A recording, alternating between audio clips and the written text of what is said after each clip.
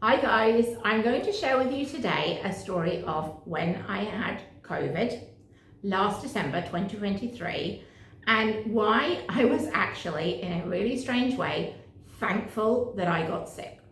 So that sounds nuts. I know, who is thankful for getting sick? 99.9% of the time, I am not thankful for getting sick. I've been in and out of hospital a lot recently and I'm getting really fed up with it.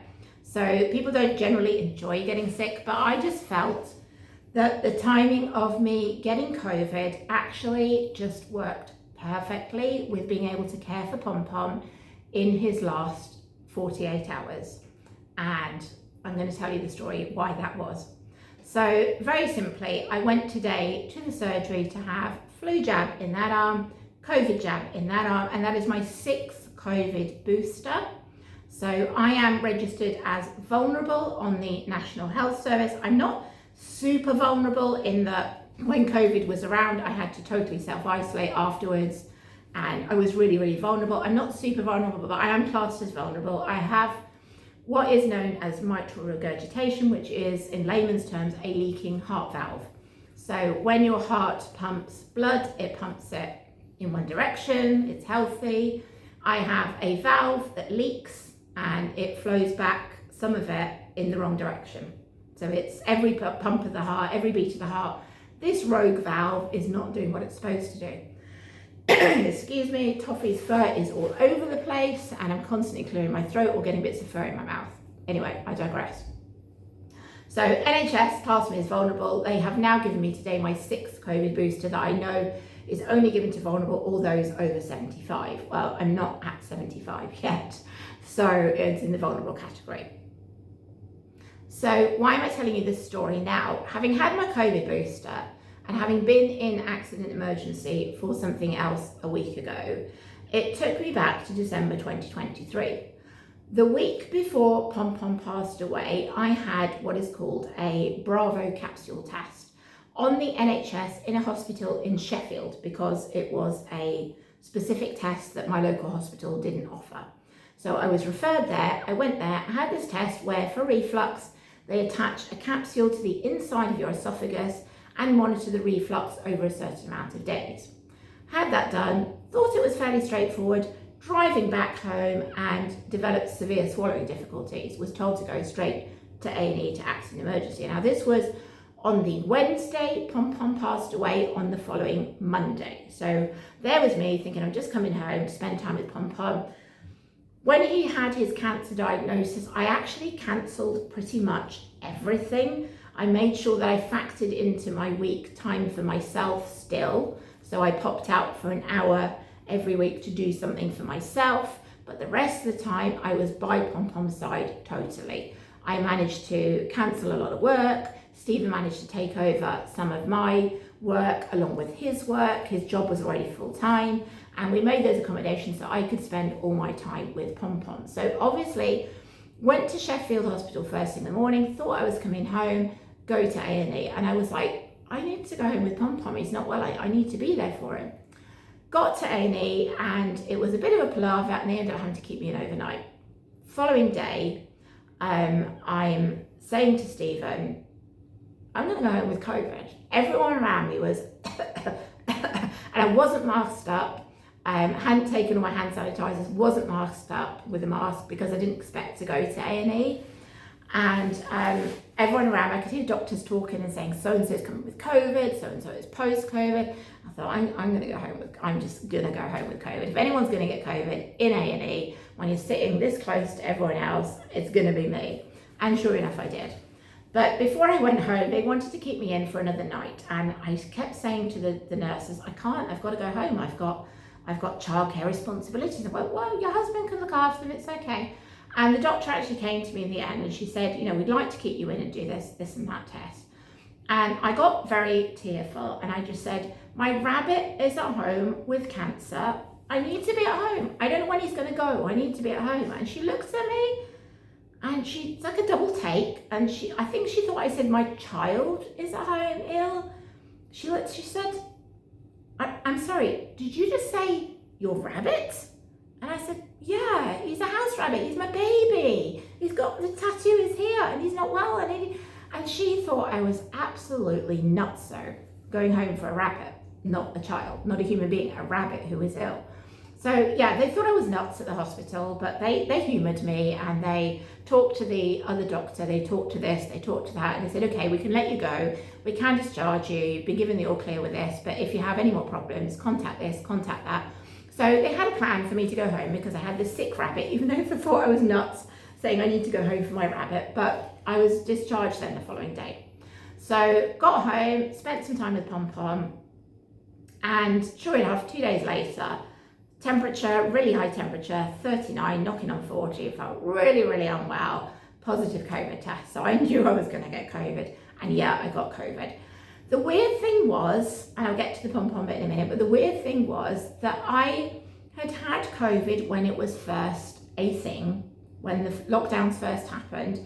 If you have children in school, you will know that you will get brought home anything going, and it comes into the home. Less so the older he gets, but when he was younger especially, anything going at school is passed around and it comes straight to the home, and you end up getting it. It's just the way when you have kids.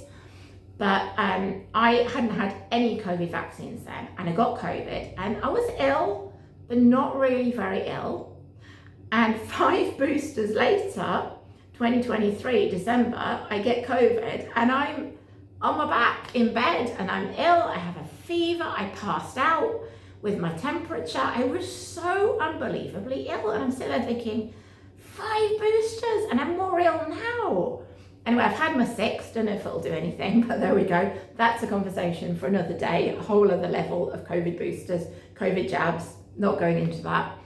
But the point was, I was really, really ill, and I was like, why am I so ill if I've had all these boosters? You know, Stephen had had 2, Theo had had 2, there was me with 5, and I was just flat on my back, really, really ill. What did that mean in terms of me and Pom Pom? Pom Pom, this was by Saturday, so Friday evening, Pom Pom was actually still okay. I'd noticed him slowing down. I noticed him getting a little bit more tired, but he was still doing his zoomies. He was still doing his binkies, so we hoped for the best. Blood test results had come back. Liver was all over the place. He was anemic, and we were told problems with his lungs, and we were told, actually, we're hoping this is just anemia, but we can't rule out for you that this isn't the cancer. Anemia is common with cancer. So in the back of my mind is he's slowing down, you know, we're reaching the end, but in the front of my mind is also, well, no, we're going to have the new treatment. It's all going to be okay. He's going to have an extension of life. It's all. So I'm battling backwards and forwards what's going to happen. Now, this was the Friday night. By Saturday, I was really ill and could not get out of bed. And Pom Pom came into my room, and he just lay at the foot of the bed. And it was really nice because my son Theo came in, and he was stroking Pom Pom's head and kissing him, and Pom Pom was looking him back. And then I sat on the floor, spent some time with Pom Pom, and I was spending all my time with Pom Pom. I'd even at night, a lot of nights, slept on the floor with him in his room, or where he slept on the landing. And I just had a little camp out with him. I'd get my pillow and my duvet and just sleep next to him. If he was like poorly one night or just a bit clingy, I would actually sleep next to him. So he was in my room, and he came up to see me, and I was like, do you know what, Pom Pom? I think I'm just going to spend the day in bed because I'm not very well. So, you know, you're in my room, let's spend the day together in my room. That was on the Saturday. Saturday mid-morning, he was on my bed, and then by Saturday afternoon, he was on my bedside table. Now, from Saturday afternoon till the Monday morning, just before he passed away, he did not move off that bedside table. He was too weak, he was too ill, and we sensed it was getting to the worst, but still had this hope that it was just anemia and it was all going to be okay. But he was excessively thirsty as well, and I thought, this is not a good sign. Excessive thirst equates with end of cancer. We went to a emergency vet on Sunday. Our vet was closed, exotic, and we were just told again, it's just anemia, he'll recover. And sadly, by the Monday, he passed away. But what did this mean for Pom Pom and I? He was lying on the bedside table this way, facing my bed, and stayed there for the whole weekend. We syringe fed him. We tried getting to see him if he wanted to go into the litter tray. We syringe fed him. We syringe gave him water. We were holding up the glass to his face so he could drink naturally as well. And we were taking care of him round the clock because he wasn't eating himself. wasn't eating hay or anything like that. So it was round the clock care, and what better way to spend those last 48 hours than totally zonked out with COVID, lying in the bed on my right hand side, facing Pom Pom, who was facing me on the bedside table. We were literally that far away from each other, our faces, and we were just there for 48 hours, just looking at each other, kissing each other, hugging each other, me stroking him constantly, him licking me. That was us for 48 hours. Then on the Monday morning, Stephen was supposed to take this monitor back from a Bravo capsule test to Sheffield, and at 5 in the morning, Pom Pom got off the bedside table, got really slowly into a tunnel outside my room, and I got up and I was like, Pom Pom, come back, tried to get him out. He didn't want to get out the tunnel. So I was a bit sort of drowsy and in out of fever, didn't really know what was going on. Put my head down for another hour, woke up again. Stephen was getting ready to go to Sheffield, and I was like, don't go to Sheffield. I said, we need to check on Pom Pom. He's not toileted for a few hours, so we're going to have to take him to the vet, GI stasis. And he'd only been in the tunnel for about an hour, having been with me for 48 hours. And Stephen got him out of the tunnel, and he was cold, and it was then apparent to us that it was going to all end that day, and it was going to be really sad. But that was me for those last 48 hours of Pom Pom's life. And after he passed, I kept saying, was there more I could have done? Was that? And I'd spent my days and nights with him anyway. I'd done everything I could do, but there's always this part of you that just thinks, could I have done more? Could I? What just happened there? He's gone. What just happened?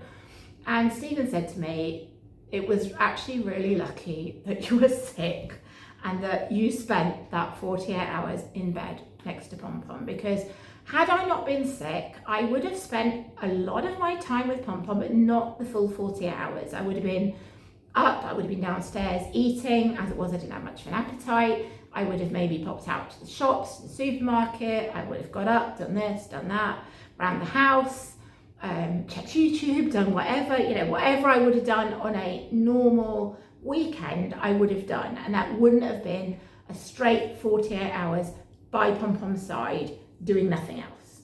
And that was how it worked out. And I really do feel, looking back at that weekend, as strange as it sounds, that I was meant to be ill and I was meant to be with Pom Pom, and that's how it worked out. So a bit of a really weird story, and I tell you, that doctor in the hospital thought I was absolutely nuts, saying I've got to go home to my sick rabbit, but there we go, each to their own. And that was me, that was Pom Pom, and that was why I was really grateful to have COVID.